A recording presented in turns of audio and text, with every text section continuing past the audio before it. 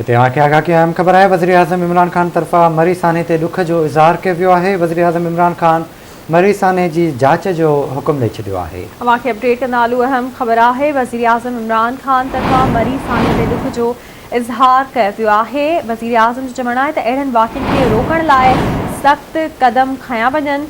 वज़ीर आज़म इमरान खान मरी साने जी जांच जो हुकुम ॾेई छॾियो आहे।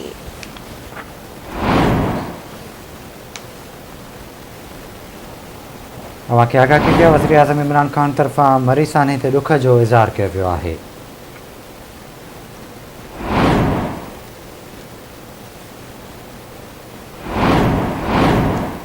अवांखे आगाह कयूं पिया कोहमरी में बर्फ़ानी तूफ़ान तबाही मचाए छॾी। 21 सियाह फौती विया, जंहिं बाद वज़ीर आज़म इमरान खान तरफ़ां मरी साने ते दुख जो इज़हार कयो वियो।